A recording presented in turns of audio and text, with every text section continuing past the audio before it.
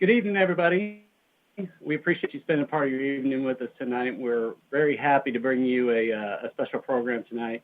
PCCA has put together a number of these type of programs to help you with your practice and understanding the difficulties that we're having during this COVID-19 time that has been putting a lot of strain on a lot of our industries out there. So I'm happy to say that joining us tonight is not only myself. I'll be talking a little bit about the programs that have been rolled out and try to get some clarification for those who have already taken advantage of the program or haven't taken advantage of the programs and are interested in doing so. And we're very, very fortunate tonight to have Ms. Cindy Moon with us tonight. After my part of the presentation, she's going to be talking specifically to our and helping them understand some of the nuances of the and how to bring that to be a better part of their practice and really take advantage of those. So thank you for being with us, Cindy. All right, so I wanted to identify these the three things that we've been getting the most questions about. And for me, I find I've been giving this presentation to a number of my clients who I'm speaking with earlier in the month, all through March and into April. And what I find it's really easier to identify those as three different entities because most of these programs were rolled out relatively at the same time. So we have a lot of people that tend to clump these together. And I think it'll make much more sense to everybody that wants to take advantage of these programs if they really view these as three separate entities. And in doing so, we're going to talk about the SBA Economic Disaster Relief loans first. Then we're going to talk about the Coronavirus Aid Relief Economic Security Act, and which a big piece of that is what a lot of people have been hearing a lot about, which is the Paycheck Protection Program. It, in essence, is a piece of what we call the CARES Act. And then we had a discussion last week. We had one of our lawyers on to talk in detail the first Coronavirus Response Act, which is the FFCRA, or people are referring to that as the sick leave provisions. So again, we're going to touch on that a little bit and be able to talk a little bit about how our pharmacies might be able to utilize that if they choose to at all. To get a very good perspective on how these programs rolled out, I think it's really important to take a step back and look at a timeline. And I think once we do that, we can really start make sense on when these programs started and for what reason. So if we go all the way back to December of 31st, that's when we first heard about there's a mysterious pneumonia in the Wuhan market. Shortly after that, they identified a new type of coronavirus that was early January.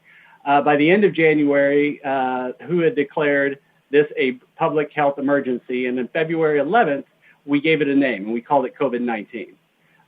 Early March 11th, we had WHO declared a outbreak as a national pandemic, or a world pandemic rather, and that same day, President Trump banned travel from multiple countries. And on the 13th, a U.S. national emergency was declared. Now, this date is extremely important as it relates to when these funds started to become available. When the national emergency was declared, the SBA then had the ability to issue what they call emergency funding. This isn't the first time the SBA has been granted this type of power. Generally, these types of loans are available, but they're more on a localized basis. For example, I live in Houston. We have our share of hurricanes and flooding and that kind of thing. So whenever we have a disaster that affects a local area, generally what happens is the governor will declare a statewide emergency. That allows the SBA to set up special funding for these emergency declaration loans. Now, these are loans that generally do have to be paid back. And as it so happened, right about March 13th is when all of these loans became available to all states, not just in Texas, but because COVID was considered a national emergency, so practically all governors declared a state of emergency and have made this funding available. So that's why we're going to start by talking about that particular loan. And they called it an EIDL, which is the Economic Injury Disaster Relief Loan. What's important about these loans, is they first defined who is eligible for these loans. And essentially, it was anybody that was in practice as of January 31st, 2020.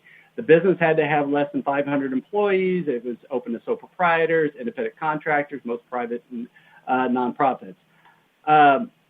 These were loans that were intended to be paid back. To be very clear, these were not forgivable loans at the time. But something interesting was going on at about the second week of March. I had the privilege of being able to talk to a lot of pharmacies. And during that time, if I take our minds back, that was just when we were getting used to the idea of this thing becoming a big deal. And we saw at least on the pharmacy front, we saw something very peculiar going on as people started calling in a lot of refills. Pharmacies got very, very busy at this time. So not only were people hoarding things like toilet paper, they were hoarding prescriptions. People were getting early refills, this kind of thing. So we saw a lot of pharmacies actually doing quite well right out of the gate. But the problem with that was, as we foresaw, a lot of these pharmacies would then get a lot of those refills called in early. And shortly after that, they started to see a dwindling of businesses in the later part of March and now into April. And we'll see how that works itself out going forward. But that was kind of the phenomenon we saw. So at the time when these loans were announced, a lot of pharmacies didn't jump on them because of the fact that, for one, they were very busy. They didn't really foresee what the horizon was going to have. But if they were to consider these, what the SBA was essentially offering is saying, look, if you're a business that is going to suffer or is suffering from some catastrophic event that is leading to you having decline in revenues and being able to pay for your expenses and whatnot, we will make a loan for you to cover your working capital. Okay, we'll give you a loan up to $2 million. It's got what I consider pretty reasonable terms. For regular businesses, it was 3.75%. Nonprofits were 2.75%. You didn't have to have the requirement that you were declined elsewhere. You can go directly to the SBA to get this. You can get up to a 30-term loan. Payments were deferred for a year. Approval was really based on a credit score and the collateral requirements that I have posted there. And lastly, you can apply for this anytime between early March and December 16, 2020. So this was the very first thing to be put out there. So what was intended to be covered by this? Really, it was any working capital requirement. This was supposed to cover your advertising, marketing, any kind of dues, any kind of licensing, your payroll, your educational expenses if you want, any professional fees you have, meals, office supplies, everything in the pharmacy that basically you had expenses for. This is what this was designed to cover in case you could not make payments on those for the foreseeable future. So you could go ask for one of these EIDLs. You would have to pay it back by the conditions that they put forth. And a lesser known thing at that time was this something new that the SBA decided that they were going to put in this EIDL. And this was this emergency grant money. So basically they said, okay, while we're processing those loan applications for you to be considered for one of these EIDLs, we can forward you or we can advance you a $10,000, what would amount to be a grant. So you could ask for this money in advance. You would get it within 3 days. Now, anybody who applied for this found out that you weren't getting it in 3 days. As a matter of fact, a number of our clients have applied for this and still have not seen that initial $10,000. But it was out there to say, hey, we'll infuse you with $10,000 of emergency cash. If you don't get approved for the loan, it's okay. You don't have to repay it back. It's essentially a grant. So that's where that initial $1,000 came from. It was actually part of this EIDL program. Okay, so shortly after the second week of March, we started to see this graph, this social distancing graph. We have to flatten the curve is what we were told. So at that time, we started hearing things like quarantine, shelter in place, stay home. Essentially what this did was they looked at a group of businesses, restaurants, bars, barbershops, these kind of businesses, and told them, look, you guys got to close down. Essential businesses, they can stay open, but these non-essential, what they consider non-essential businesses, they have to close down. So what that equated to was a whole lot of people out of job all at once. So we basically went from a 3% unemployment to almost a 13% unemployment in a very short time. And at the exact same time, the stock market, although it already had started to declined to very, very low levels versus where we were, say, the 15th of February. So what the government realized is we have to respond to this. We have a problem. We have to do something to keep these employers who can't have open doors otherwise. We have to keep them from laying off their employees, regardless of whether or not they have work for them to do or not. We have to figure out a way to get money into the pockets of the employees so that they can then take that money and pay for their own rent, their own groceries, and be able to spend money in the economy, whether they're buying stuff on Amazon because everything's closed or whatever, but they need cash. The system, the economy needs cash. And the best way to do that would be to take the money and filter it through the employer, because the employer knows how much money the employees would generally make. So basically what they said is, send us your payroll. Let us know what your employees make over, say, a 10-week period.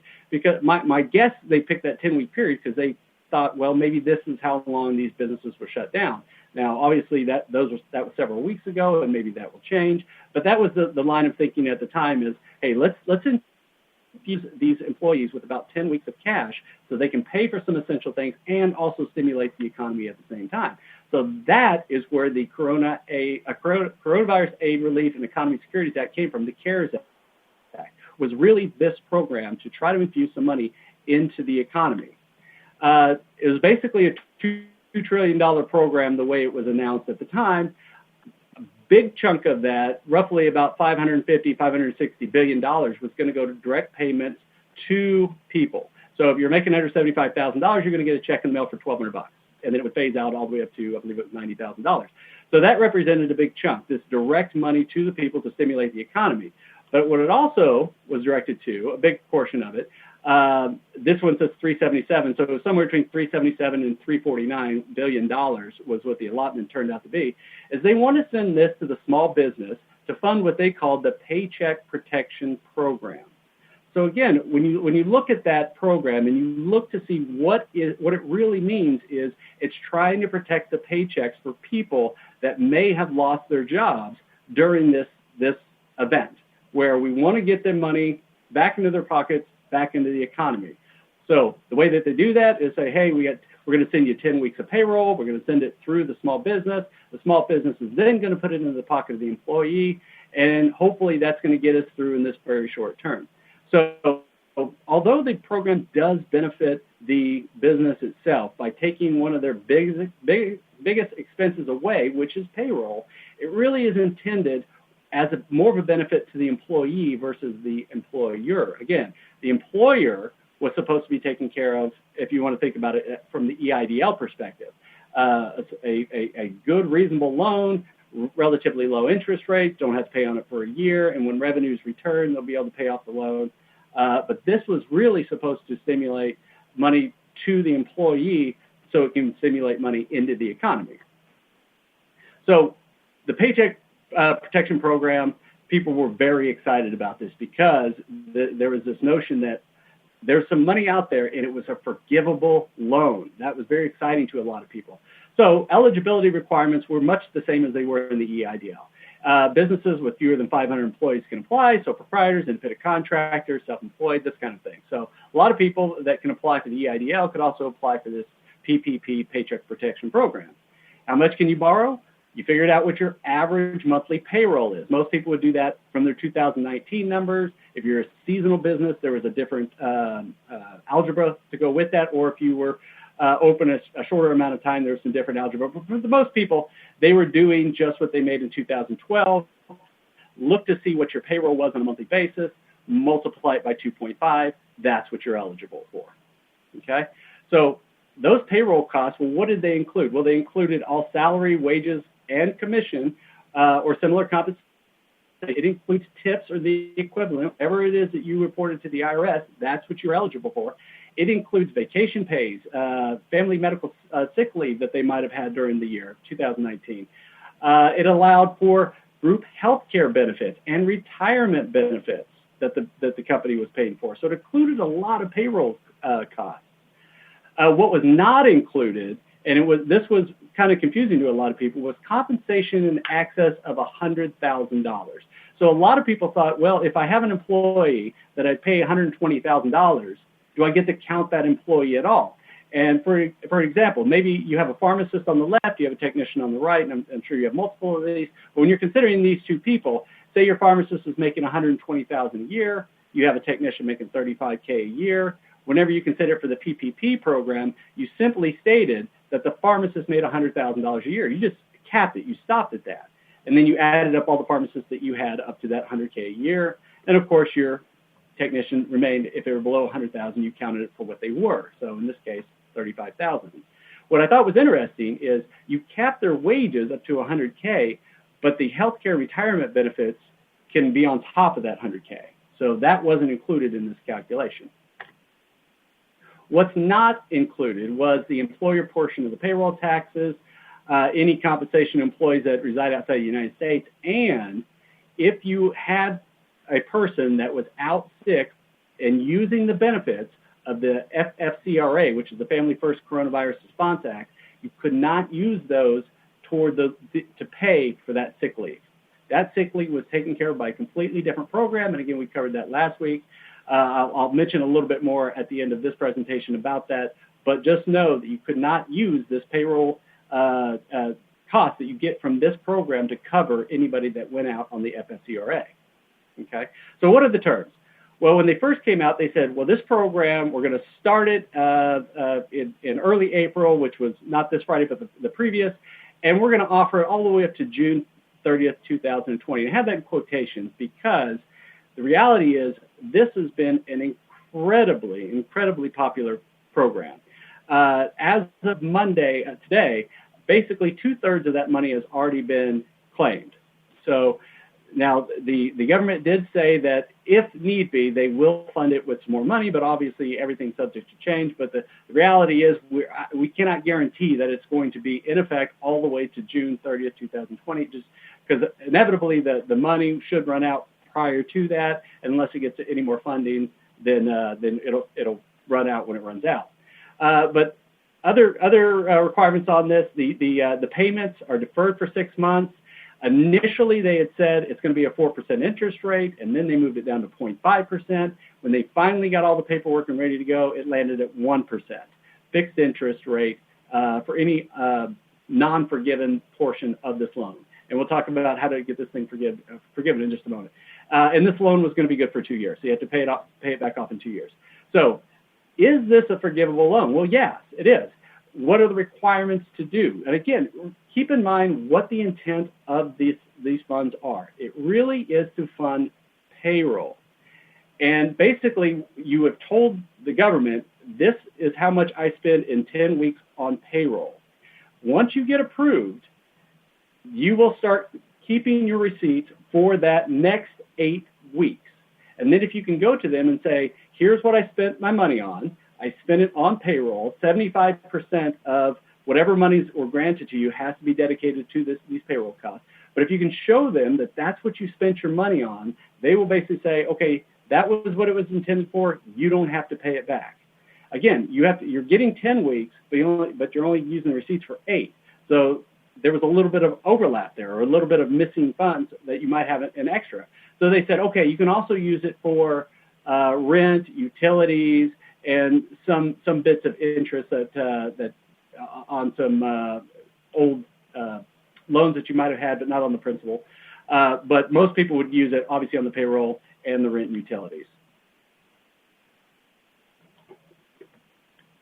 So one thing I would caution people as this money starts to come in. So most people have a bank, a primary checking account, which they then use to pay all of their expenses, whether they're salaries, their advertising, their car expenses, all your operating expenses, office supplies, whatnot. So they use that as a primary checking account. So one thing I've been suggesting to my clients is as this money comes in, and let's say that you qualify for $100,000 under this PPP program, it hits your bank, I suggest that you set up a secondary account for this money and put all of that money into the secondary PPP checking account. That way you can accurately track everything going to payroll, everything going to rent and utilities and that kind of thing. It'll be very, very easy to keep a straight paper trail. That way, when you go 8 weeks later to go and claim your exemption for this money, you will have better receipts for this, and you're not mixing your money with your existing account. So strongly suggest anybody who's taken advantage of this program to do that. Now, we also heard early on that you can't have two loans. You can't have the PPP and you can't have the EIDL at the same time. There's a little bit of truth to that, but actually the reality is you can. What the PPP program said is you cannot have two loans for expenses of the same purpose. Again, what is the purpose of the Paycheck Protection Program? To make payroll. So we know that well, you can make payroll, but you can also use anything left over to pay rent, utilities, that kind of thing.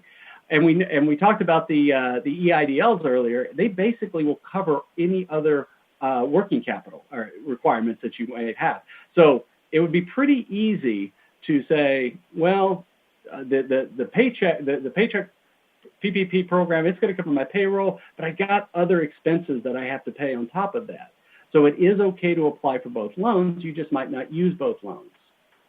To the extent that somebody might have right out of the gate applied for the EIDL. And then let's say they got $100,000 under the EIDL. And then comes along this PPP program where they say, well, you don't have to pay back the money that you get through this program, and maybe it's $50,000.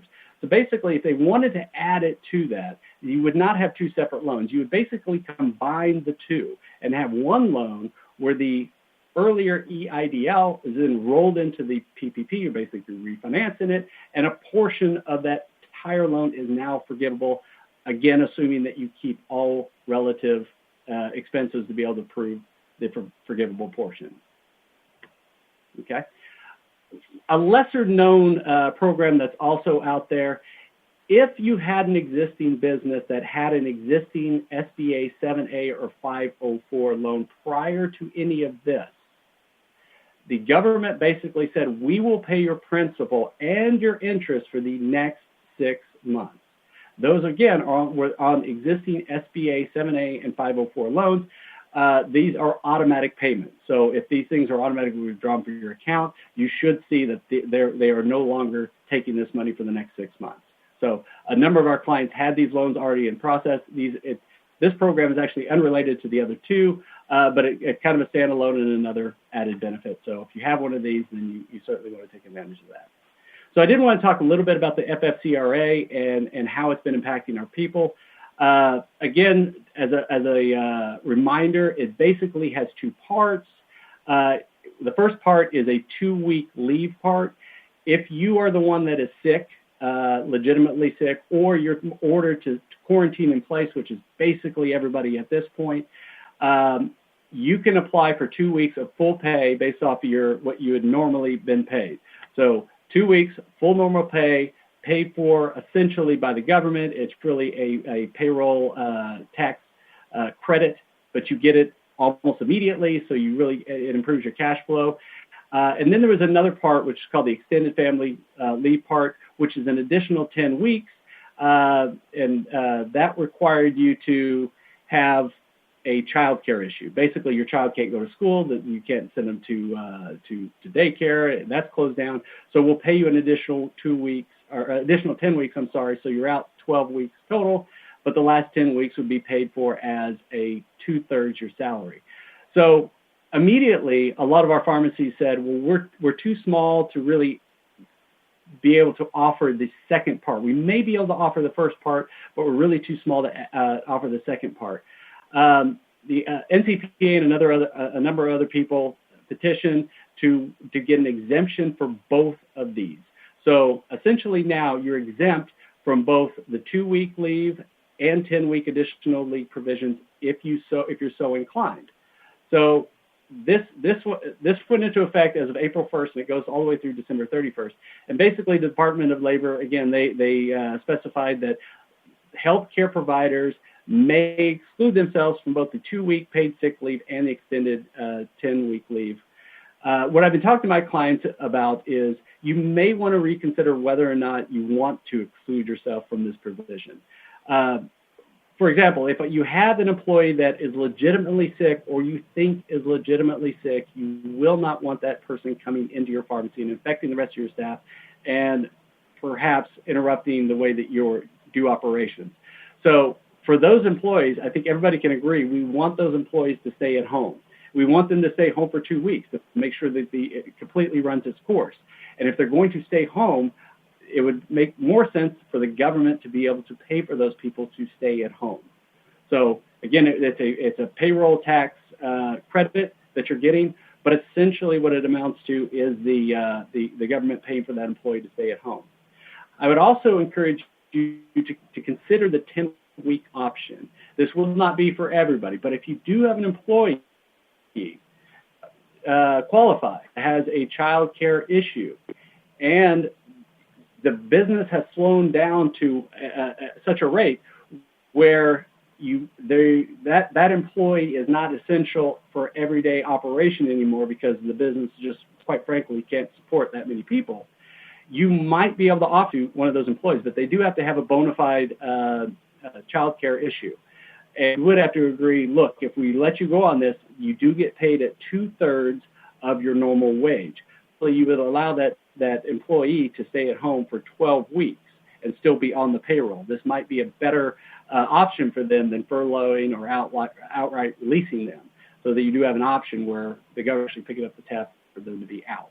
So consider these. Every pharmacy or every doctor's office as well will have to consider whether or not that they can honor these, but don't be so too quick to dismiss both of these programs. Okay, so last thing I kind of wanted to talk about again to make sure it was very, very clear. As pharmacies or doctor's office for that matter get the money for the Paycheck Protection Program, the PPP program, they may be inclined to think that I can use that money to pay for anybody that's out on the FFCRA, and that's simply not the case. You cannot use those funds for that purpose. All right? So that pretty much wraps up my portion of the presentation. I hope that you're able to appreciate the subtle differences between the three programs. As always, I would be available to answer any questions at the end of this presentation or going forward. But I'm going to turn it over to now to Cindy Moon and allow her to talk a little bit about the telehealth options and how you can maximize your prescribers' ability to take advantage of those. Cindy? Thanks for that introduction. Of course, in the age of COVID, it's really important to maintain social distance, and that means going to your doctor's offices really has to be essential. At the same time, people still need healthcare services, and so telehealth is really kind of finding itself to be a critical tool in the response to the COVID-19 pandemic. In response, the federal government and other entities have been putting forth a lot of flexibilities, and I'm going to be talking about them. And in particular, I'm going to be focusing on some changes that are happening in the Medicare program that are really opening up the availability of telehealth for providers to use. Before I do that, I just wanted to provide a few quick disclaimers. First, CMS and other entities are putting out information on a very rapid basis, so information is likely to change. Therefore, the information on these slides is current as of today, April 13th. Also, information on the slides and in this webinar is for informational purposes only. It is definitely subject to interpretation and therefore should not be construed as legal advice. And so I just encourage you to keep that in mind as you're thinking about telehealth, or encourage you to, share that information with your physicians that you work with. So just starting with the fundamentals, telehealth generally refers to the delivery of clinical and non-clinical healthcare services between a patient and a provider through the use of a telecommunication system. It can include education, public health, and health administration, but it largely focuses on the delivery of clinical services via a telecommunication system. Coverage of telehealth does vary on a payer-by-payer basis and also on a state-by-state basis, so it's really important to keep in mind what the policies are that apply in your state and with the payers that a given physician works with. For the Medicare program, Medicare has specific ways of thinking about how it defines telehealth services. And when they think about telehealth and use that term, they are definitely referring to services that usually are furnished in person, but instead, in this case with telehealth, they're furnished via a telecommunications system. In addition, Medicare also says that only those services that are on a designated Medicare telehealth services list can be provided through telehealth. And so that list includes specific codes, CPT or HCPCS codes, and only those codes are the ones that can be provided via telehealth. There are a separate set of services that Medicare identifies. I'm going to call them other virtual services for lack of a better term. And unlike the telehealth services, these services are not typically furnished in person. Rather, they typically are furnished using telecommunication technology. So it's not intended that, patients and providers are ever face-to-face when you're using these other virtual services. There are things like virtual check-ins, remote evaluation of patient images or videos, and online assessments.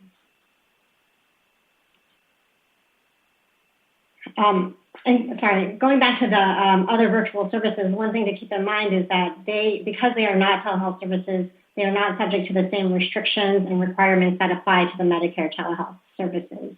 And there are a lot of restrictions.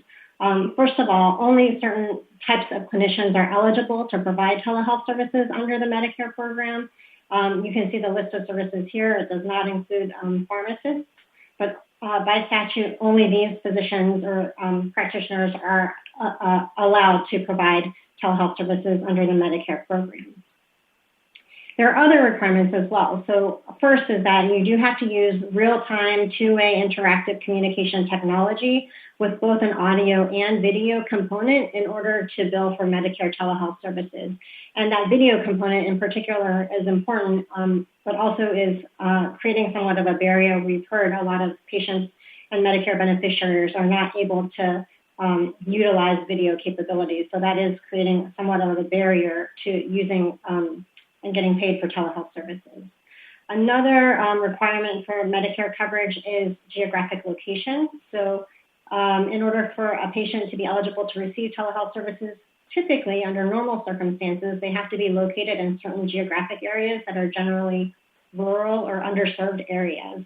And then patients also, by statute, also have to be located in specific sites of service called originating sites.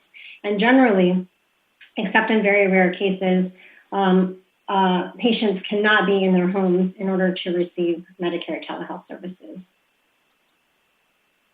Of course, with COVID, as I mentioned, the world has changed, and I think CMS and other agencies have really understood that needs to happen. There's been somewhat of a paradigm shift in the way they have thought about how services can be delivered using telehealth as a critical tool.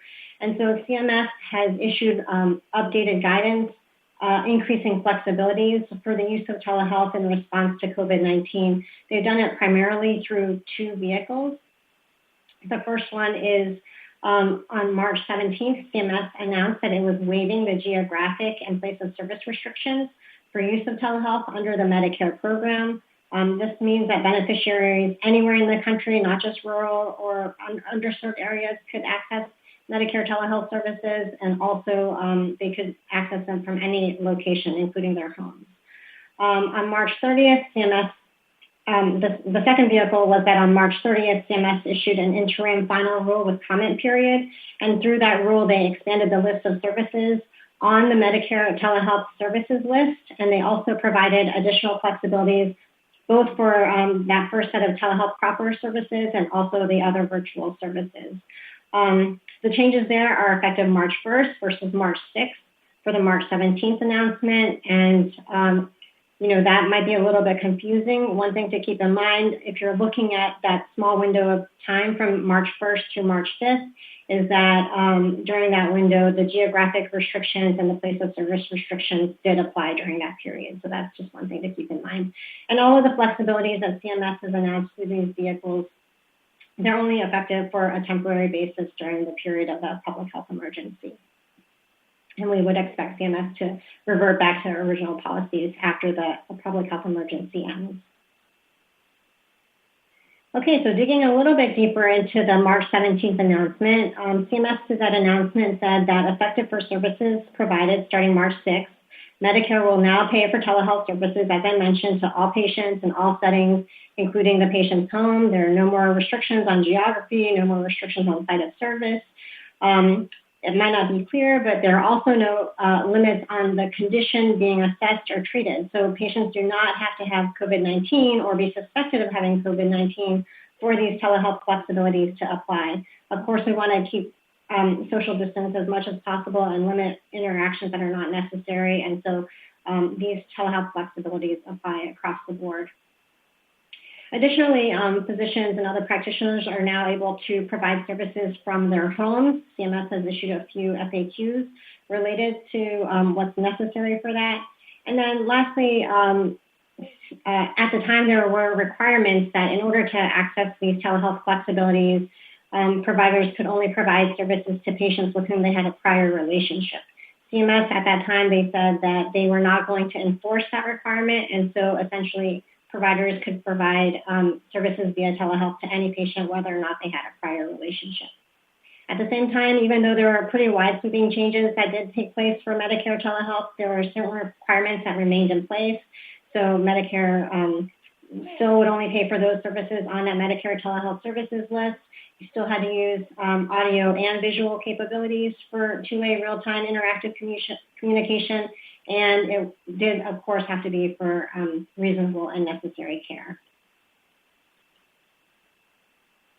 With telehealth, there are also questions about licensure if you want to provide telehealth services across state lines. And CMS did announce that it would not require Medicare providers to be licensed in the states that they're practicing under their waivers. But they did later clarify that certain conditions applied, as I've outlined here. So enrollment in the Medicare program, valid license in that state of Medicare enrollment, furnishing services related in a state where the emergency was taking place and contributing in a professional capacity, and then they could not be affirmatively excluded from practice in that state or any state part of the emergency.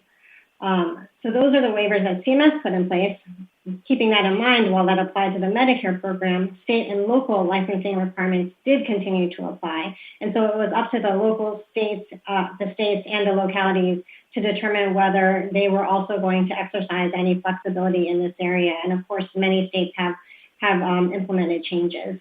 The Federation of State Medical Boards has been compiling a few resources that have looked at state licensing actions. So that's a good resource to go to if you're interested in finding out if additional licensing flexibilities apply in the states that you're looking at. And then CMS also streamlined some provider enrollment requirements, making it easier to enroll in the Medicare program. In addition to the changes that CMS implemented for telehealth, there are other HHS agencies that also have a role in enforcement around health policy and health policies. And they have also been making announcements providing additional flexibility. So first is the Office of Inspector General.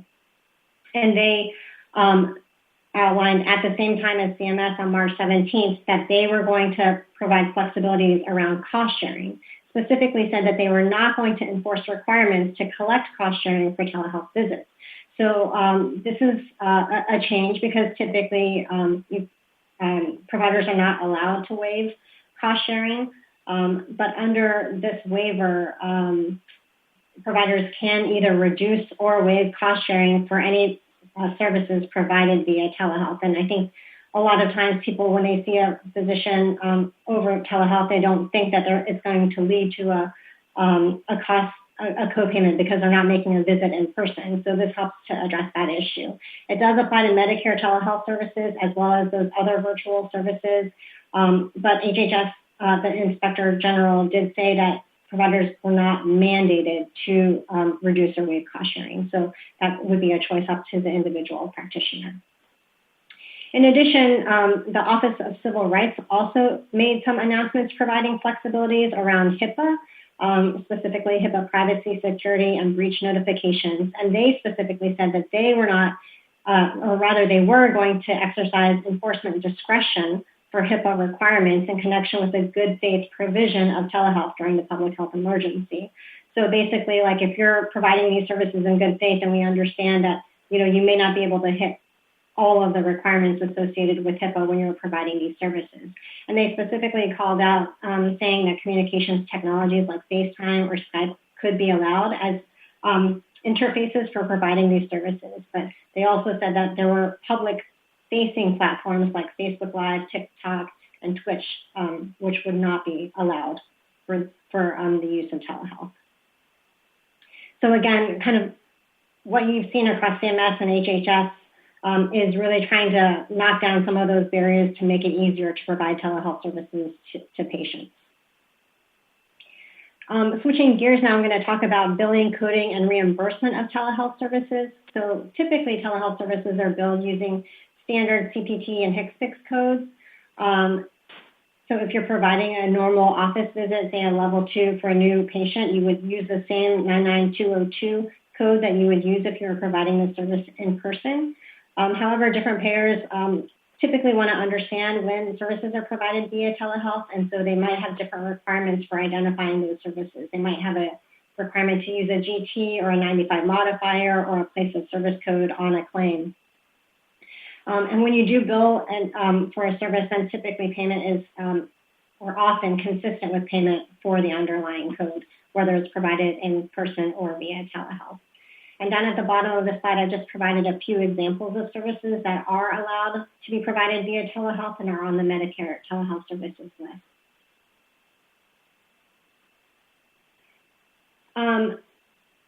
With the COVID-19 public health emergency, of course, so CMS felt that there was a need to provide additional flexibilities, and so they did make changes regarding billing, coding, and reimbursement through that March 30th IFC that I mentioned. So in the table, you see what the standard policies were before the public health emergency and how they changed during this period of the emergency.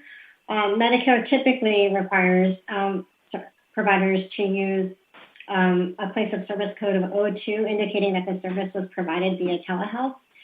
They do not require any other modifiers, just to designate a service as telehealth, although there are certain modifiers that are required in certain specific cases, for example, telehealth, telestroke. And there are maybe 2 or 3 other modifiers that also apply, but for very specific cases.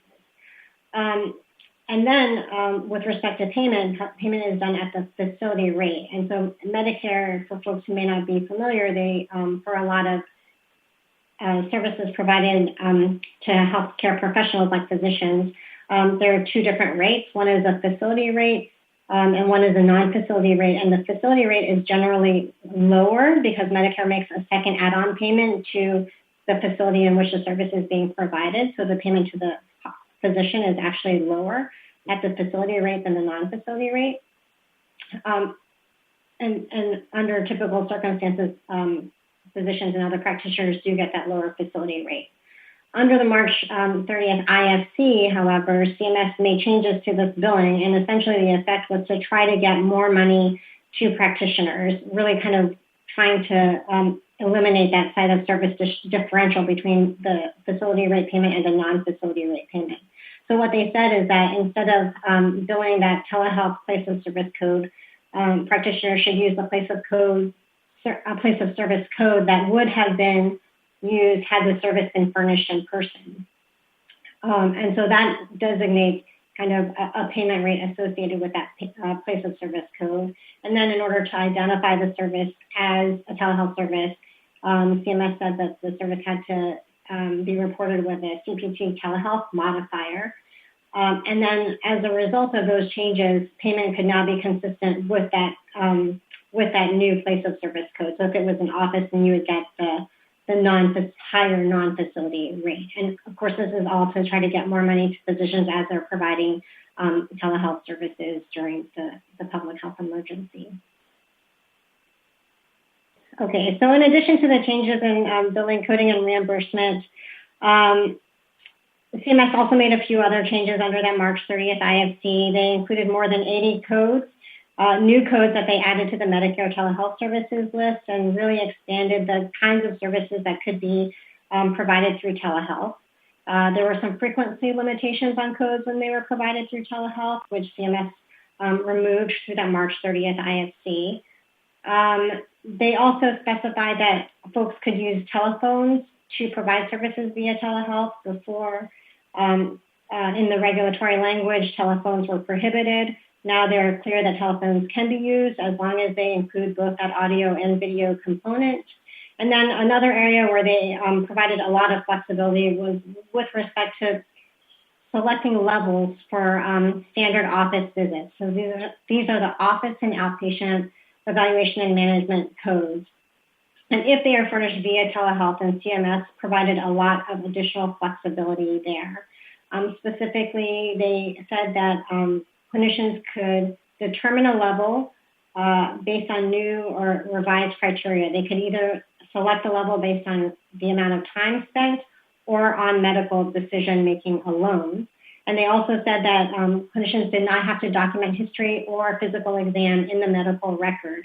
And that really, the combination of those things really allows physicians who cannot be there in person hands-on doing a physical exam a lot more flexibility with respect to selecting a level. They did provide additional guidance on medical decision-making, saying that it has to be based on the current definition, and they also specified how time would be defined, including all of the time associated with the evaluation and management service on the day of the encounter. And then finally, they did also say that documentation must be sufficient to ensure quality and continuity of care, even if that history and physical exam was not required. Next slide, please.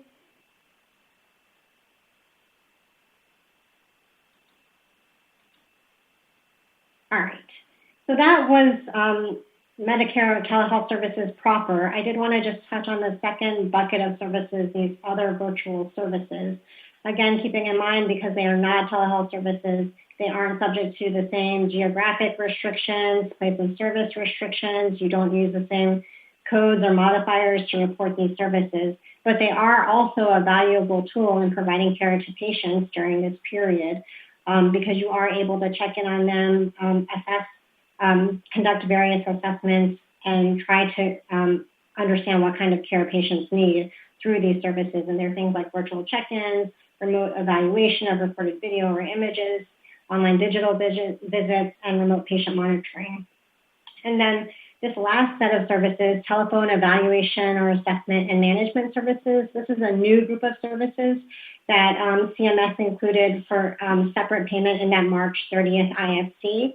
Again, these were added to address the concern that certain beneficiaries were not able to access both audio and video telecommunications technologies. At the same time, while CMS, I think, was trying to address a problem, there have still been concerns that the payment rates for these codes are not sufficient. And so CMS has been hearing a lot from stakeholders that higher payment is needed, or that payment for the standard office visits is needed just for services provided via telephone only. So CMS has heard this and has said a couple of times that they're really looking into the authorities that they have currently to look and see if there's any additional flexibility they have with respect to allowing for higher payment for telephone only services. And then just lastly, for these other virtual services here, CMS in the March 30th IFC specified that even though these codes typically apply to established patients only, CMS would allow these services to be provided to new patients during this public health emergency. So I just wanted to touch upon a few additional considerations. One is just variation by payer, which I talked about a little bit, but again, this is an area where you really have to understand what's happening in your locality, in your state, and with your payers, and so that's just something to be conscientious of. There will continue to be medical credentialing and out-of-network issues, so even if licensing has been taken care of, keep in mind that these other issues like credentialing or out-of-network issues might apply, and that you might still be an out-of-network provider if you're providing services outside of your area. Documentation is another area that you just want to be careful with. Again, you want to make sure that you're recording appropriately the services that you're providing, including documenting that you're using both audio and video capabilities as applicable. And then, as I mentioned a few times, we do hear from CMS that they're continuing to look at this, and so we expect more changes to come. I've included a few resources here in case anyone's interested in digging a little bit deeper on some of the particulars of the policies CMS and others have implemented. And then with that, I think both Bryan and I are open for questions.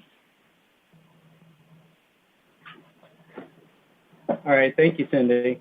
I think the first question I really would like to address is why we did this together the way we did.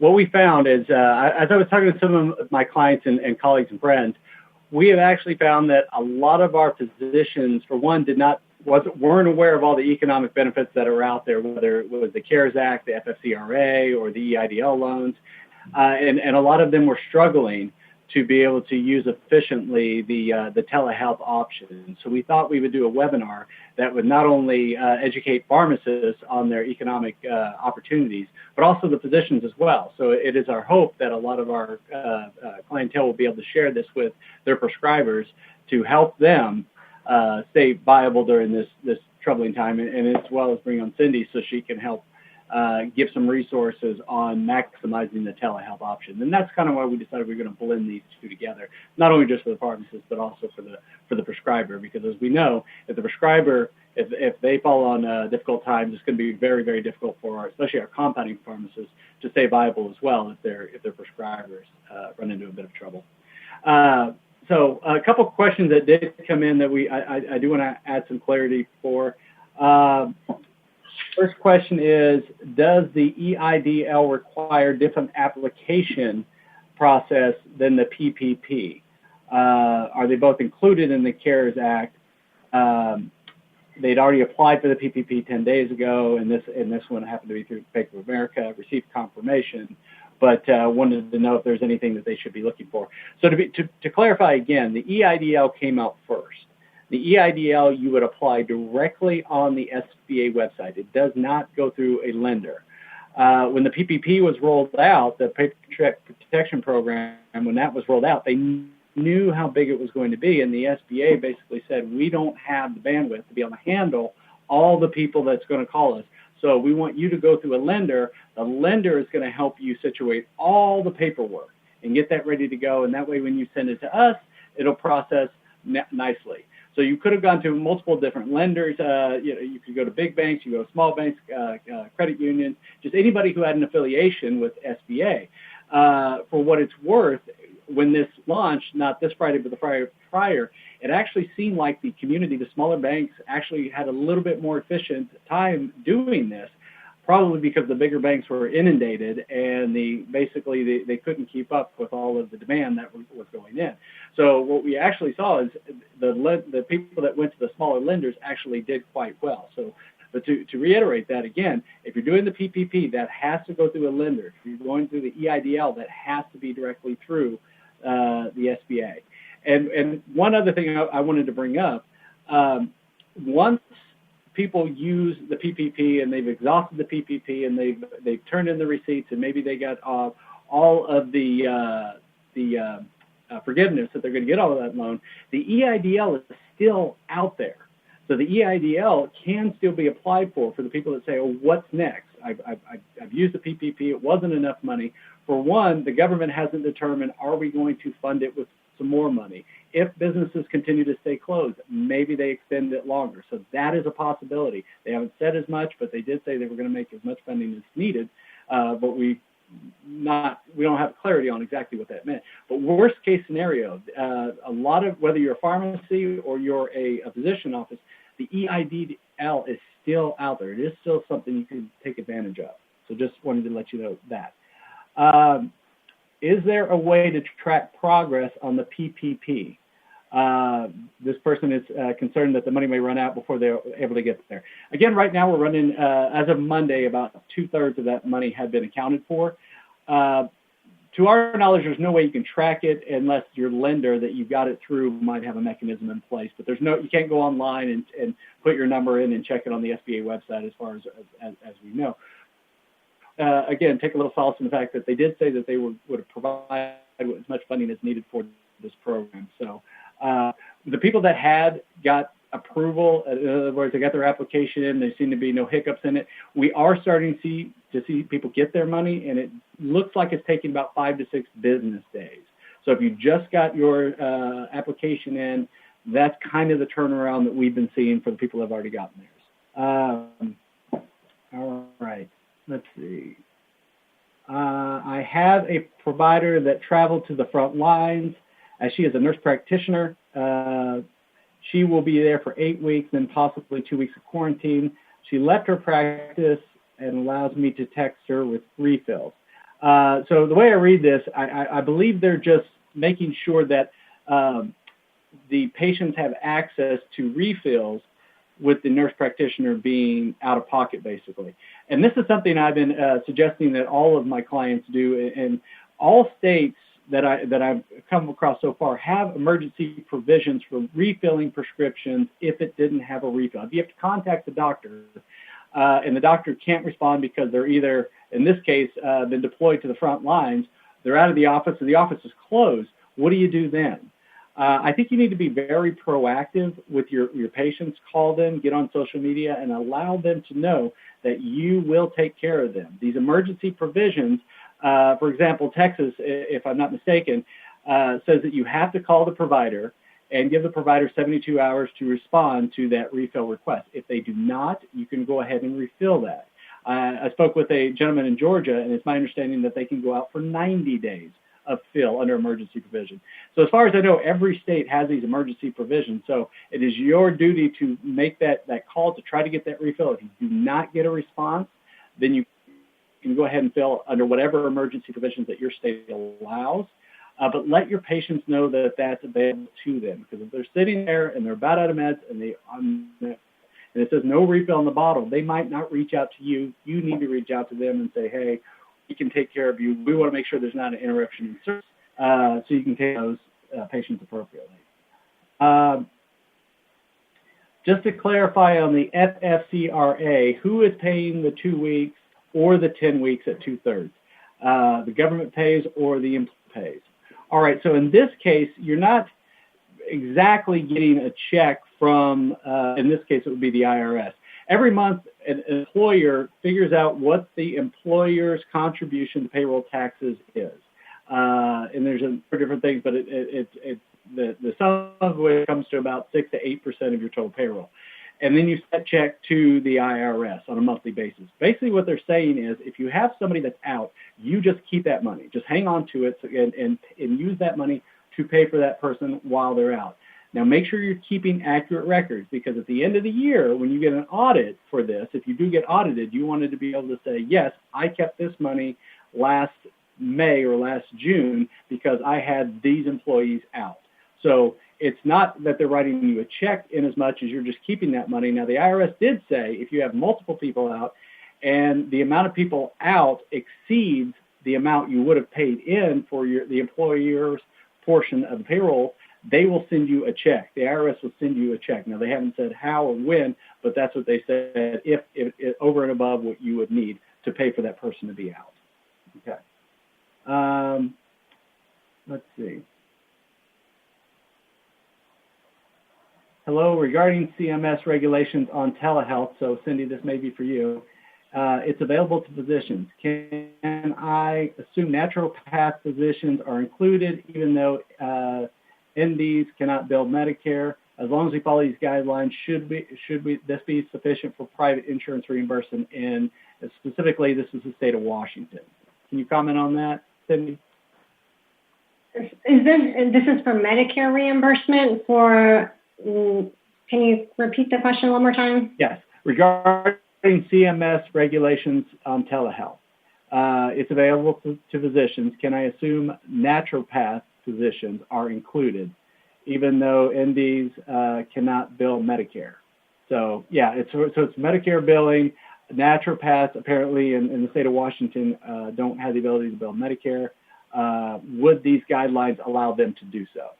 No, it doesn't change who's eligible to bill for Medicare services. Okay. It seems that's all the time we have. There's a couple of other questions that I think we can clarify with a response just directly to these folks. So with that, I believe we'll wrap up for the evening. Please stay tuned on a weekly basis. PCCA will provide these type of webinars. So hopefully you find this useful. And again, if you have any questions, please reach out to PCCA and we'll make sure that your questions get directed to the proper person. Good night, everybody.